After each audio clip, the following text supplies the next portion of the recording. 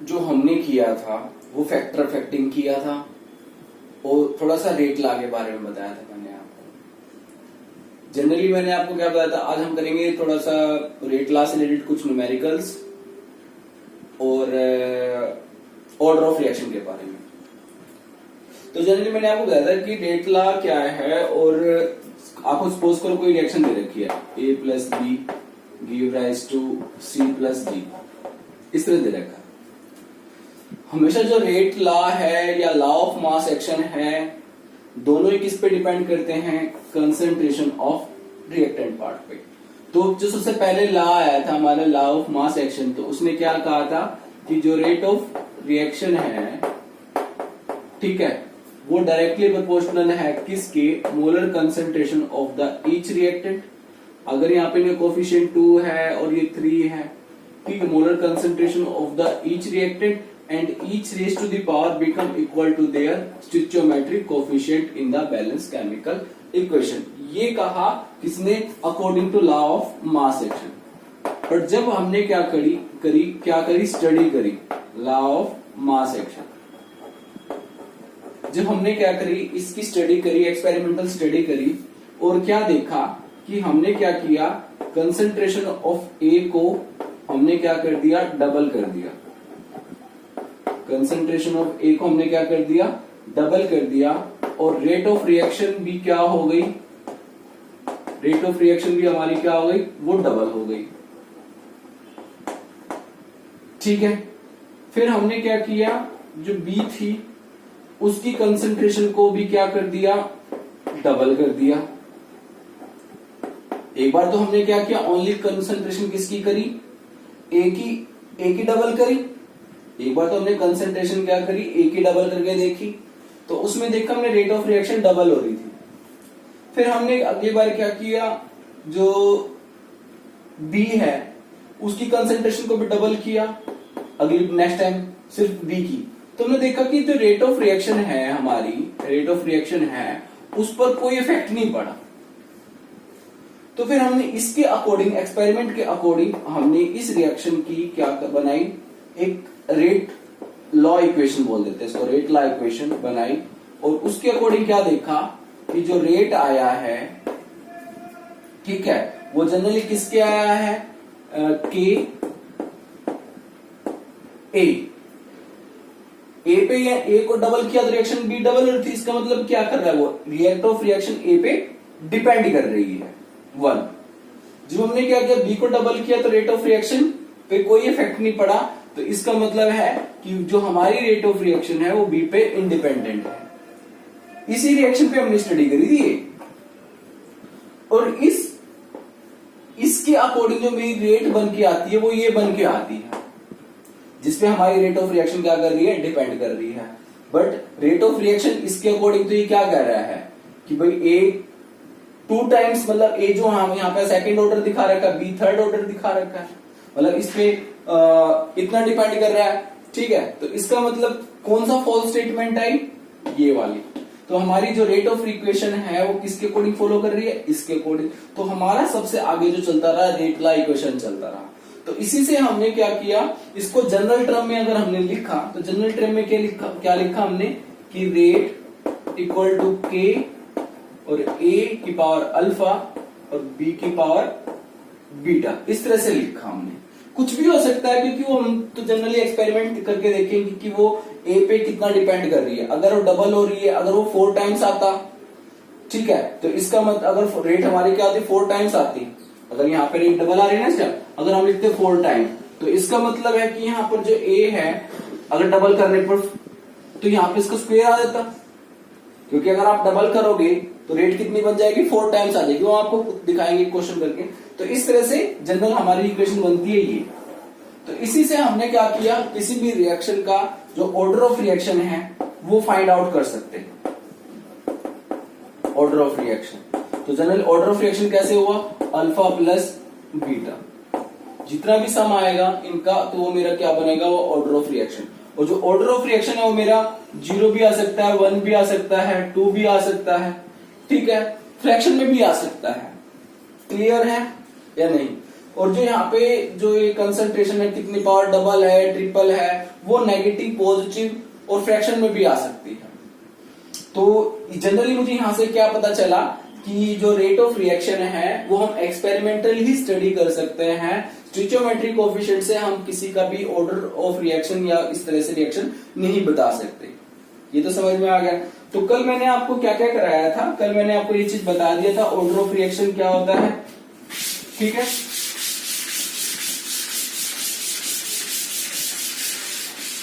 तो order of reaction क्या हो सकता है आपका, ऑर्डर ऑफ रिएक्शन आपका जीरो ऑर्डर हो सकता है, फर्स्ट ऑर्डर हो सकता है, सेकंड ऑर्डर हो सकता है, थर्ड ऑर्डर हो सकता है।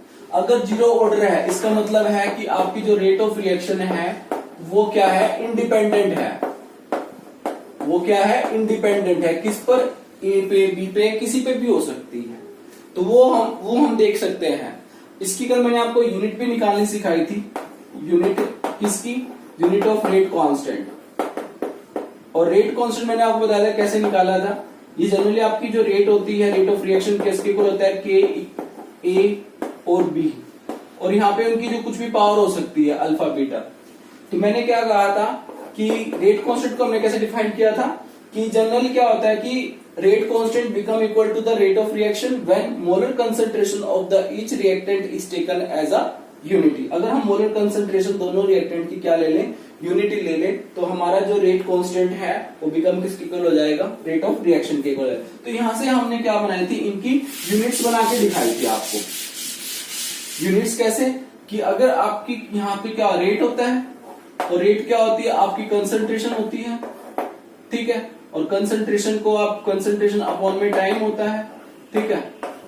और यहाँ पे जो के होगा, ठीक है, और यहाँ पे आपकी कोई भी कंसंट्रेशन होगी, और वो कंसंट्रेशन का स्पेसिफिक कोई ना कोई ऑर्डर होगा, ठीक है। तो यहाँ से अगर आप के को फाइंड आउट करोगे तो के कैसे कितना निकल के आएगा, के की यूनिट क्या आएगी, कंसंट्रेशन,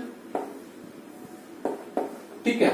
और ये कंसंट्रेशन डिवाइड में आ जाएगा, कंसंट्रेशन एन, और यहाँ पे आपका टाइम है। इसको आप कैसे लिख सकते हो, के इक्वल टू कंसंट्रेशन, और यहाँ पे क्या आ जाएगा आपका 1 माइनस एन डिवाइड बाय में टाइम। यानी ये तो आपकी किसकी यूनिट हो गई है, रेट कांस्टेंट की आ गई है। किसकी यूनिट आ गई है, रेट कांस्टेंट की। अब यहाँ पे आप एन की वैल्यू अगर आप 0 पुट करोगे, 1 पुट करोगे, 2 पुट करोगे, 3 पुट करोगे, तो उससे कोरस्पॉन्डिंग आपकी यूनिट आ जाएगी। कंसंट्रेशन को आप किस में लिखोगे, मोल पर लीटर में लिखोगे, और टाइम को किस में लिखोगे, आप पर सेकंड में लिखोगे, यानी 1 माइनस एन, और यहाँ पे आपका क्या आ जाएगा, पर सेकंड आ जाएगा। तो आप जैसे भी आप यहाँ पे एन की वैल्यू 0 पुट करोगे तो आपकी मोल पर लीटर पर सेकंड मोल पर लीटर पर सेकंड बन जाएगी। 1 पुट करोगे तो ये 0.1 बन जाएगी, पर सेकंड बन जाएगी। इस तरह से आप कोरस्पॉन्डिंग क्या कर सकते हो, यूनिट फाइंड आउट कर सकते हो, ठीक है। जैसे अगर आपको क्वेश्चन दे दिया गया कि क्या रेट कांस्टेंट दे दिया, सपोज करो आपको किसी का एक को रेट कांस्टेंट दे दिया, यानी के की वैल्यू दे दी, और के की वैल्यू जो आपको दी है वो सपोज करो ये मैंने जो लिखा है आपको मोल पर लीटर पर सेकंड ये दे दी, ठीक है। और आपसे पूछा कि भाई ना इसकी ना हमें ना यूनिट हो क्या कहते हैं, ऑर्डर ऑफ रिएक्शन बताइए, ऑर्डर ऑफ रिएक्शन बताइए। तो आप सिंपल सा क्या लगाते हो, यहाँ पे के लिखते हो ना, और के की जो यूनिट दे रखी है आप वो लिख लो। के की यूनिट क्या होती है, आपको मोल, जो आपकी नॉर्मल रिएक्शन होती है वो क्या होती है, मोल पर लीटर, और यहाँ पे हम 1 माइनस एन और पर सेकंड लिखते हैं, ऐसे लिखते हैं। और इधर आपकी जो यूनिट दे रखी है वो लिख लो, मोल पर लीटर पर सेकंड ये दे रखी है। अब आप क्या करो, ये सेकंड से सेकंड तो कट जाएगा, सेकंड सेकंड कट जाएगा। अब इन दोनों की वैल्यू क्या है, इसकी यानी 1 दे रखा है सपोज करो, ठीक है। दोनों का बेस क्या है, सेम है, तो आपके पास कितना आ गया, 1 माइनस एन इक्वल टू 1 आ गया। तो आप एन की वैल्यू कितनी आ जाएगी, यहां से 0 आ जाएगी। ये एन इधर चला जाएगा, पॉजिटिव का हो जाएगा, और ये एन इधर आके माइनस का हो जाएगा। तो इस तरह से एन की वैल्यू कितनी आ जाएगी, 0। यानी इसका मतलब है जो ये यूनिट दे रखी है ये आपको किसकी है, 0 ऑर्डर की दे रखी है। अगर आप कोई भी यूनिट दे दे, कोई भी कुछ दे रखा, सपोज करो आपको यहाँ पे पर सेकंड दे रखा होता, आपसे पूछ लेता है कि भाई ये यूनिट बताओ किसकी है, ठीक है, तो आप क्या करते, यहाँ पर आपका क्या आता, पर सेकेंड आ जाता। ठीक है, यहाँ पे आपको क्या आता, पर सेकेंड आ जाता। तो पर सेकेंड को आप क्या करते, पर सेकेंड से पर सेकेंड कट जाता, सिर्फ आपके पास क्या बचता, मोल पर लीटर ये बचता। तो मोल पर लीटर जो आएगा 1 माइनस एन है। ठीक है, तो ये 1 माइनस एन की वैल्यू आप निकाल लेते, कैसे जो भी आएगी, तो किसकी आ जाएगी, आपकी ये फर्स्ट ऑर्डर की आ जाएगी। क्योंकि देखो मैं बताता हूं कैसे, मोल पर लीटर, ठीक है, और ये तो 1 माइनस एन है, इधर तो कुछ नहीं बचा। इसका मतलब है कि ये सारा का सारा, अगर आप 1 माइनस एन है, इसका मतलब ये किसके इक्विवेलेंट है आपका, ये सारा कितना देगा, 0 के इक्विवेलेंट है। ये 0 के इक्विवेलेंट है ना ये पूरा। तो यहाँ से आप एन की वैल्यू निकाल लोगे तो क्या आ जाएगी, ये इधर एन की वैल्यू इधर जाएगा, +1 हो जाएगा। ठीक है, तो आपकी एन की वैल्यू कितनी आ जाएगी, फर्स्ट ऑर्डर रिएक्शन आ जाएगा। ठीक है, मतलब कहने का मतलब ये है कि ये जो वैल्यू है आपकी, ये 0 कब आएगी, 0 कब आएगी, जब आप 1 की यहाँ पे वैल्यू कुछ भी जो है 0 पुट करोगे। ठीक है, तो इसका मतलब दोनों ही सेम हो गए, इस तरह आप निकाल सकते हो वैल्यू। तो इस तरह से तो ये हो गया, एक तरह से यूनिट फाइंड आउट करके आप निकाल सकते हो। अब इसके बाद जो है कि क्वेश्चंस कैसे कैसे आएंगे रेट ला पे, कल भी हमने आपको कुछ बताए थे रिएक्शन से कि किस तरह से आपको क्वेश्चन मिलेंगे। आपको क्वेश्चन क्या दे देगा, कोई रेट दे देगा, इक्वेशन, रेट इक्वेशन दे देगा कि a की पावर 2 है और b की पावर 1 है। तो आपसे क्या पूछेगा, एक तो पूछेगा कि ऑर्डर ऑफ रिएक्शन बताइए, ऑर्डर ऑफ रिएक्शन पहला तो, ठीक है, आप पहले बताओगे इसका ऑर्डर ऑफ रिएक्शन बताओगे। दूसरा पूछेगा कि आपसे कि इफ कंसंट्रेशन ऑफ ए को हमने क्या कर दिया, डबल कर दिया। ठीक है, ओनली कंसंट्रेशन ऑफ ए को हमने क्या कर दिया, डबल कर दिया, और बी को हमने कर दिया हाफ।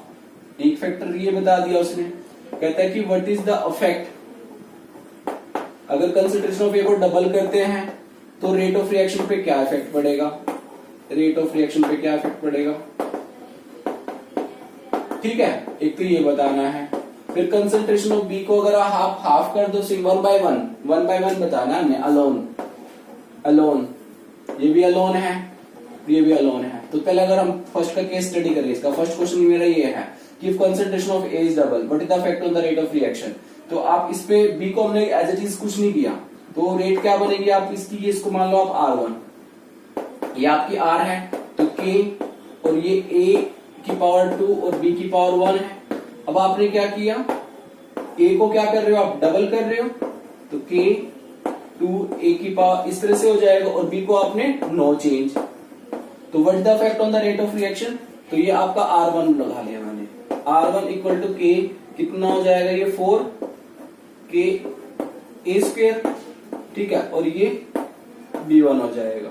ठीक है, इस तरह से हो गया। अब आप क्या करो, ये फर्स्ट इक्वेशन है और ये सेकंड इक्वेशन है, आप सेकंड डिवाइड बाय फर्स्ट करो, सेकंड डिवाइड बाय फर्स्ट, यानी आपकी क्या आ जाएगी, R1 बाय में R, ये से ये पूरा से पूरा ये कट जाएगा, तो क्या रह जाएगा आपका 4 रह जाएगा, ये सारा कट जाएगा ना, पूरा का पूरा ये कट जाएगा, तो क्या रह जाएगा 4 रह जाएगा। तो जब आप इसको क्या करोगे, तो यानी R1 आपके किसके पहले कितने आगे, 4 टाइम्स आगे ना, 4 टाइम्स क्या कर गई आपकी, इंक्रीज कर गई इनिशियल के कंपैरिजन, तो ये हमने 4 टाइम्स लिख दिया। क्लियर हुआ, ठीक है, तो ये चीजें हैं इस तरह से क्वेश्चन। अगर आप बी की कंसंट्रेशन को हाफ कर दोगे तो क्या इफेक्ट पड़ेगा, ये निकालो आप, रिएक्शन को वीडियो को पॉज करके निकालो, देखो करो। अब हमने क्या, बी को हाफ, तो आपकी रेट क्या है, रेट तो मैंने दे ही रखी है, रेट इक्वल टू के ए की पावर 2 और बी की पावर 1। अब हमने ए को नहीं छेड़ना, ओनली क्या उसने अलोन लिखा हुआ है, दोनों को अलग अलग पूछा स्टेटमेंट में। अगर वो आपको कंप्लीट पूछता कि if concentration of A is double and concentration of B is half what the effect on the rate of reaction, फिर तो दोनों आप साइमल्टेनियसली इक्वेशन में पुट करते।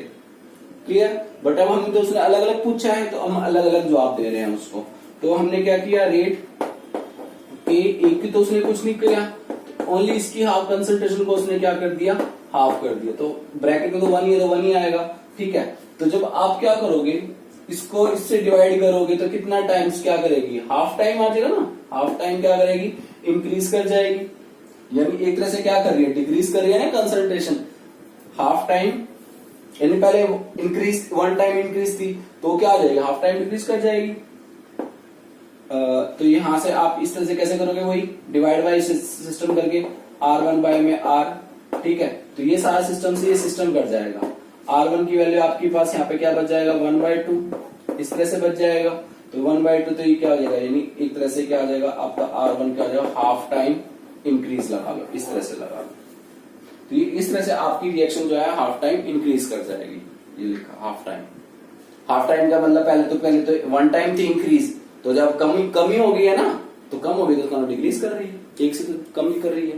तो पहले ज्यादा थी अब वो हो गई, तो ये आप इस तरह से डिक्रीज भी लिख सकते हो और हाफ टाइम इंक्रीज लिख सकते हो, भाई हाफ टाइम पहले के कंपैरिजन इंक्रीज कर गई, ठीक है। तो इस तरह से ओके। अगर इसमें एक क्वेश्चन होता इस तरह से भी आ सकता था कि यदि हम जो ए का जो वॉल्यूम है उसको हमने इंक्रीज कर दिया कितना, 3 टाइम्स, तो what is the effect on the rate of reaction. अब वॉल्यूम है, यहाँ पे कंसंट्रेशन है, समझ में आई। तो कंसंट्रेशन कैसे निकालते हो, मोल्स पर लीटर करते हो। अगर किसी की कंसंट्रेशन, अगर आप कंसंट्रेशन को क्या कर, वो क्या कहता है, वॉल्यूम बढ़ा रहे हो तो कंसंट्रेशन क्या कर जाएगी, डिक्रीज कर जाएगी, क्योंकि वो तो डायल्यूट हो जाएगा ना। कंसंट्रेशन वॉल्यूम बढ़ा रहे हो आप, तो कंसंट्रेशन क्या कर जाएगी, डिक्रीज कर जाएगी, क्योंकि ये दूसरे की क्या है, इनवर्सली वॉल्यूम होता है ना, तो डिक्रीज कर जाएगी। तो कितना, ए को आपने 3 टाइम्स कर रहे हो ना, तो आप इसको कैसे लिखोगे, रेट इक्वल टू के, और इसको कर दो ए को इस तरह से, वॉल्यूम क्या है, डिक्रीज कर रहा है, कंसंट्रेशन जो आएगी वो डिक्रीज, इसलिए हमने इसको 1/3 करा है, तो कंसंट्रेशन इतनी डिक्रीज कर जाएगी। क्लियर हो गया, ठीक है। इसके बाद हमने बी को हमने नो चेंज, और यहाँ पे 2 था, तो ये आपको रेट कितना आ जाएगा, के इक्वल टू में 1/9 हो जाएगा, ये ए स्क्वायर और ये बी, तो ये यहां से ये वाला कैंसिल आउट हो जाता है, रेट कितना आ जाएगा आपका 1/9 टाइम्स इंक्रीज, जो भी आया और इंक्रीज लिखो तो इंक्रीज लिख दोगे ऐसे, ठीक है। तो 1/9 टाइम्स से इफेक्ट कर रही है उसको, तो ये इस तरह से ये हमारा रेट लाके ऊपर है। अब पेपर में थोड़ा सा ग्राफिकल से आते हैं क्वेश्चन, मतलब मेथड टाइप होते हैं इनिशियल, तो वो कैसे होते हैं, तो वो हम क्वेश्चन करके देखते हैं जो किस तरह से होंगे। अब हमने, हमारे पास ये डाटा दे रखा था, हमने एक्सपेरिमेंटल स्टडी करी।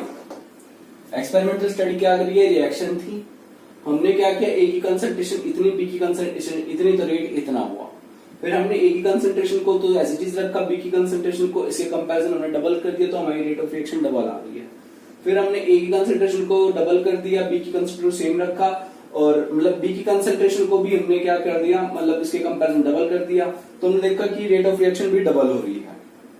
तो किस तरह से, तो हमने फाइंड आउट क्या करना है, हमने एक तो बनानी है रेट ला इक्वेशन, ठीक है। दूसरा हमें पॉइंट बताना है ऑर्डर ऑफ रिएक्शन। तो जनरल रेट ला इक्वेशन एक्सप्रेशन में कैसे लिखूंगा, मैं इसको ऐसे लिखूंगा ना, आर के ए की पावर अल्फा, जो भी अल्फा बीटा हम जो भी है उसको एक्स वाई एक्स मान लेते, चलो एक्स, और बी की पावर हमारा वाई।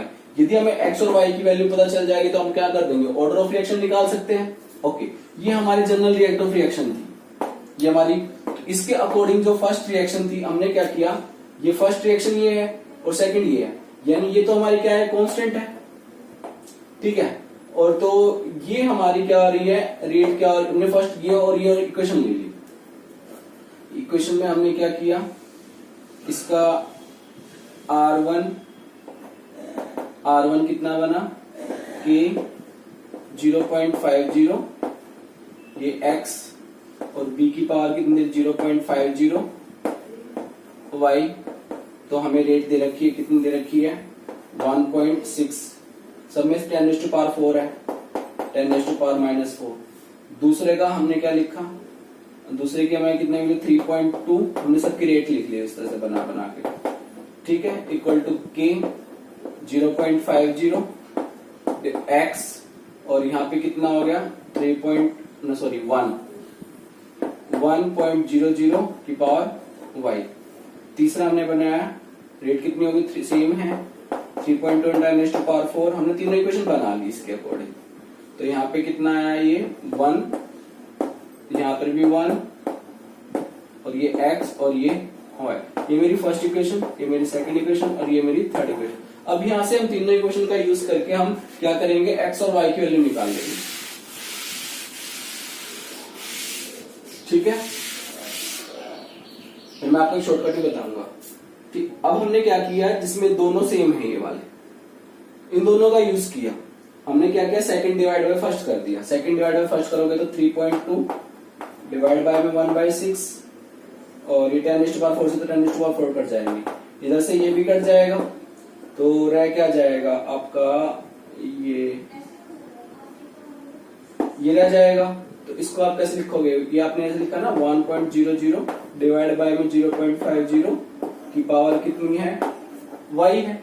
तो जब आप इसको सोल्व करोगे तो यहाँ से कितना आ जाएगा, ये 2 बन जाएगा, और यहाँ से भी कितना बन जाएगा 2, यानी ये 2 और ये 2 की पावर कितना बन गया, y। तो दोनों की पावर सेम है, इसका मतलब क्या है, y की वैल्यू कितनी आ गई आपकी 1, y की वैल्यू 1 आ गई है। क्लियर है, ठीक है। अब हमने क्या करना है, हमने देखना x की वैल्यू निकालनी है, जिसमें ये दोनों सेम है ना ये वाले। ठीक है, तो हमने ये दोनों ले लिए। तो जब हमने ये दोनों लिए तो हमने क्या किया, सेकंड डिवाइड बाय थर्ड कर दो, या कोई मर्जी कर दो, second divide by third. y का ध्यान रखना, y की वैल्यू कितनी आई हमारी 1। हमने क्या किया, सेकंड डिवाइड बाय थर्ड कर दिया। सेकंड डिवाइड बाय थर्ड करने पर तो ये और ये कट जाएगा, ये भी ये कट जाएगा, तो इधर भी 0 बच गया, यानी पूरा ओवरऑल क्या बचा आपका 0 बच गया। ठीक है, तो ये इसका मतलब क्या है, यहाँ पे कंसंट्रेशन क्या आपकी 0, यानी y पे तो डिपेंड नहीं कर रही, यानी y की वैल्यू कितनी आ गई, सॉरी। अब हमने क्या किया, ये तो कट जाएगा, ये रह जाएगा, एक मिनट, ये कट गया और ये भी कट गया, तो इधर तो कितना रह गया, 1 रह गया। अब ये कितना रह गया, इसको इससे डिवाइड किया था ना हमने, third divide by 2, 1.00 divide by में 0.50, और इसकी वैल्यू कितनी आ गई आपकी x। ठीक है, अब ये क्या किया मैंने, यहां से कितना आ गया, 2 की पावर x बन गया, ये बन गया आपका 2 की पावर x बन गया। अब आपको 1 लेके आना रिजल्ट, तो 1 कब आएगा, जब आप इसकी वैल्यू कितनी पुट करोगे। 1 तो कब आएगा, जब किसी की वैल्यू आप क्या करते हो, 0 पुट करते हो ना, 0 पुट करोगे, यानी x की वैल्यू अगर आप 0 पुट करोगे तो इसका रिजल्ट कितना आएगा, 1 ही आएगा ना। नहीं समझ में आया, अगर आप x की वैल्यू 0 पुट करोगे तो रिजल्ट कितना आएगा, आंसर कितना आएगा, 1 आएगा। तो यानी आपकी x की वैल्यू हमें पता चलेगी कि x की वैल्यू कितनी है आपकी 0 है, और y की वैल्यू कितनी है 1 है। तो इससे क्या पता चला कि हमारा जो रेट इक्वेशन है वो क्या बनी, रेट इक्वेशन हमारी क्या बनी, k इक्वल टू में रेट इक्वल टू में k, और a की पावर कितनी आई, a की पावर x और b की पावर में y माननी थी ना। तो यानी इसके अकॉर्डिंग जब हमने एक्सपेरिमेंटल स्टडी करा तो यहाँ से हमने a की पावर कितनी निकाली हमने, x की पावर कितनी निकाली हमने 0, और y की वैल्यू कितनी निकाली हमने 1। तो इससे क्या पता चला कि जो रेट ऑफ रिएक्शन है वो a पे तो क्या है इंडिपेंडेंट है, और b पे क्या कर रही है, डिपेंड कर रही है। तो ओवरऑल ऑर्डर ऑफ रिएक्शन कितना आएगा, 0 + 1 कितना आएगा, फर्स्ट, यानी हमारा ये फर्स्ट ऑर्डर रिएक्शन है। एक तो ये है। अब आप देखो डायरेक्ट कैसे निकालेंगे हम। अब हमने क्या किया, अगर हम इसको इसकी निकालना चाहते हैं, a को हमने कांस्टेंट रखा, तो हम क्या देख रहे हैं, b को डबल, b पे तो यहाँ a में तो कांस्टेंट आ रहा है और b में डबल कर रहा है, तो रेट ऑफ रिएक्शन भी क्या हो रही है, डबल हो रही है। इस पे तो क्या कर रही है, डिपेंड कर रही है, इस पे क्या कर रही है, डिपेंड कर रही है, तो हमने b पे डिपेंड कर दी, तो यानी b का पावर तो हो गया 1। अब हमने क्या किया, इन दो को कांस्टेंट रखा, इन दोनों को कांस्टेंट रखा, ठीक है, ये तो कांस्टेंट है। अब हमने क्या कर रहे हैं, ये डबल हो रहा है, यहां से डबल हो रहा है, तो हमने देखा कि रेट ऑफ रिएक्शन पे नो इफेक्ट, तो इसलिए a की पावर कितनी आ गई मेरी 0 आ गई। अगर हमें ये देखता कि इसको यहां से तो कांस्टेंट रखा, इसको करने पर डबल हो रहा है, तो मेरी रेट ऑफ रिएक्शन पे डबल हो रही थी, इसका मतलब है कि वो a पे भी डिपेंड कर रहा है, उससे ये पता चल जाता। एक और क्वेश्चन कर लेते हैं, थोड़ा सा आपको थोड़ा सा और आइडिया आ जाएगा कि किस तरह से क्वेश्चन हमने ये अटेम्प्ट करने हैं। तो अब आपके सामने नेक्स्ट क्वेश्चन है, सेम उसी से रिलेटेड है। क्या है कि आपको ये दे रखे हैं, 3 एक्सपेरिमेंट करे हमने और तीनों फर्स्ट एक्सपेरिमेंट में देखा हमने सेम, दोनों की सेम कंसंट्रेशन रखी, तो रेट मेरा इतना है 5 × 10⁻³ फिर मैंने नेक्स्ट टाइम क्या किया, इसकी कंसंट्रेशन डबल रख दी, दोनों कंसंट्रेशन को हमने डबल कर दिया, तो जो रेट ऑफ रिएक्शन कितनी आई 4 × 10⁻² आई है। फिर हमने क्या कर दिया, एक को हाफ कर दिया, दूसरे को सेम रखा, तो इतनी कंसंट्रेशन आई है। तो अब हमें बताना है कि इसका रेट ला एक्सप्रेशन क्या बनेगा और ऑर्डर ऑफ रिएक्शन क्या बनेगा।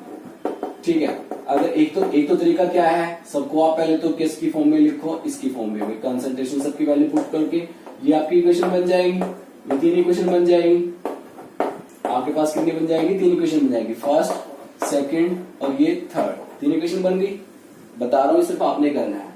उसके बाद आपने क्या करना है, देखना है कि दोनों में से 1 2 3 तीनों इक्वेशन में से आप किसको सेम रख सकते हो, मतलब इसमें एक्स वाई वैल्यू निकाल सकते हो। जैसे ये एक्स है और ये वाई, ये एक्स ये वाई और ये एक्स और ये वाई। ठीक है, ये आपके इक्विवेलेंट साइड आएंगे। तो मैंने क्या किया, फर्स्ट और 3 इक्वेशन ली, फर्स्ट और थर्ड, और दोनों को क्या किया, मैंने क्या किया, थर्ड डिवाइड बाय फर्स्ट कर दिया, थर्ड डिवाइड बाय फर्स्ट कर दिया। तो क्या आया, ये जो ये कट जाएगा, रह क्या जाएगा मेरे पास 0.76, ये 0.760 पावर वाई डिवाइड बाय कितना है 0.380 की पावर कितनी है वाई है। यहाँ पे कितना आपका 1 × 10⁻² है और यहाँ पे कितना आपका 5 × 10⁻³ है, ये है। ठीक है, तो फिर मैंने क्या किया, इसको जब सोल्व किया तो यहाँ से क्या बन गया, तो 2 आ गया, 2 की पावर क्या बन गया मेरा y बन गया, 2 की पावर मेरा कितना बन गया y बन गया। अब मैंने क्या किया, ये इनको सोल्व करने के लिए क्या किया है, इसको इसको मैं ऐसे लिख सकता हूं, आप बताओ मुझे 10⁻² इंटू में ऊपर एक 10 ऊपर पहुंचाना पड़ेगा,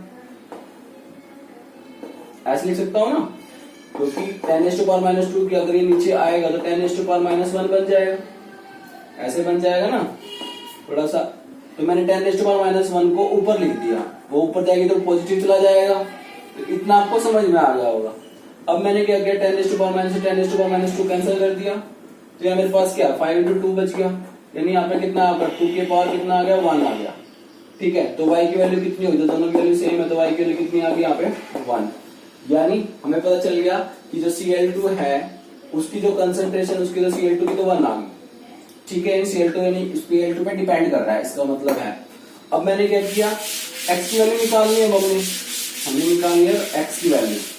अब x की वैल्यू कैसे निकालेंगे, दो हम देखेंगे y वैल्यू, दो किसमें सेम है, इसमें सेम है, इसमें क्या आ रहा है सेम आ रहा है। तो अब हम क्या करेंगे, थर्ड डिवाइड बाय फर्स्ट करेंगे, थर्ड डिवाइड बाय फर्स्ट, या सॉरी जो मर्जी कर लो, हमने चलो सेकंड डिवाइड बाय थर्ड कर लेते हैं क्योंकि इससे हमारे लिए इजी हो जाएगा। सेकंड डिवाइड बाय थर्ड, तो 7 डिवाइड ये तो कट जाएगा, तो यहाँ पे कितना रह जाएगा आपका 0.760 डिवाइड बाय 32, वही 380।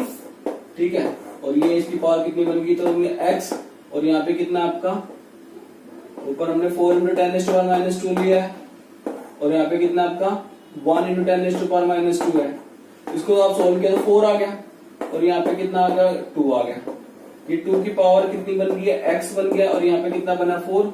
इसको आप 4 को कैसे लिख सकते हो, आप ऐसे लिख सकते हो 2 की पावर x और 2 की पावर 2, दोनों की पावर सेम है, तो x वैल्यू कितनी आ गई आपके पास 2 आ गया। क्लियर हो गया, यानी आपके इस पे तो 2 टाइम्स डिपेंड करें, मतलब इसकी तो पावर, अब ये अपना रेट लिखनी है, तो आ गया होगा करना। तो रेट ऑफ रिएक्शन कैसे बन गई इसकी, K NO की पावर कितनी बनी है 2 और Cl2 की पावर कितनी बनी है आपकी 1, तो ऑर्डर ऑफ रिएक्शन कितना आ गया आपका 3। तो इनको आप कंबाइन करके order of reaction find out कर सकते हो, तो ऑर्डर ऑफ रिएक्शन कितना आ गया आपका 3 आ गया।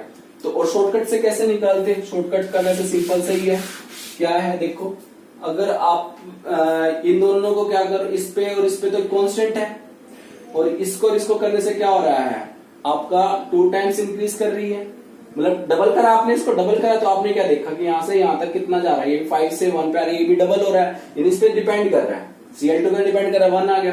फिर ऐसे ही आपने उसको देखना कितना कर गया इंक्रीज। तो जैसे भी आपको इजी लगे आप उस तरह से क्वेश्चंस को सोल्व कर सकते हो। आपने बस ये देखना कि कौन को इजी, सो आप कट एक को सेम करना है, दूसरे को आपने निकालना है। जैसे इसको मैंने इसको और इसको सेम कर, क्योंकि दोनों वैल्यू सेम है, कट जाएंगे, तो यहाँ से मैंने y की वैल्यू निकाल ली। अगर मुझे y की वैल्यू x की वैल्यू निकालनी है तो मैं देखूँ y की वैल्यू दोनों सेम है, तो इसको दोनों सेम करके x की वैल्यू निकाल लूँ। तो इस तरह से हम क्या कर सकते हैं, इनिशियल रेट मेथड से भी हम order of reaction find out कर सकते हैं। समझ में आ गया? इसके बाद है हमारा इनिशियल रेट, आपको समझ में आ गया है?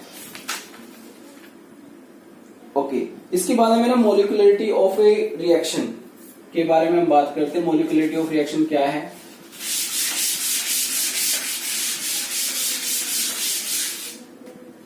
Molecularity of rate of reaction. Molecularity का मतलब क्या होता है कि आपकी जो इसको अगर डिफाइन करना हो तो क्या होता है, the number of reacting species.